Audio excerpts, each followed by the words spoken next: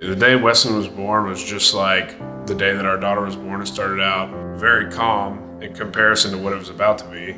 He was born, the C-section went over with no hiccups. We all went back to our regular room, and the first 36 hours of his life was very normal. He slept great through the first night. We went to change his diaper one of the first times and noticed some blisters. We called the nurse in and had her take him back and go get him checked out, and he was in the NICU at that point, and we were told that he was not coming back to our room. All the doctors and nurses had all of their ideas as to what Wesson could have, but there was really no answers. We were given a ton of tests. We asked that he would be transferred to a hospital downtown to get better care.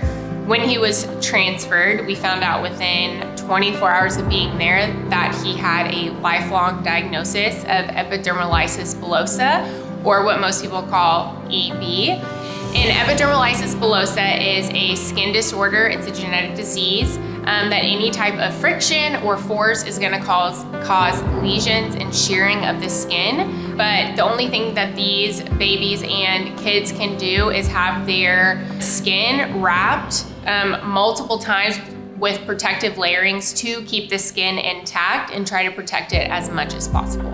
Around day 40 to 45 of life, we found out that the genetic testing had come back. It was then in that moment that we found out that our baby was never going to leave the hospital and that he was going to pass away there, and we would not be bringing him home. So at 51 days of life, on September 5th, he passed away. And it took me and Jordan all those days in the NICU to really realized how much help the people that have EB and that have forms that are livable or otherwise, how much help they actually need.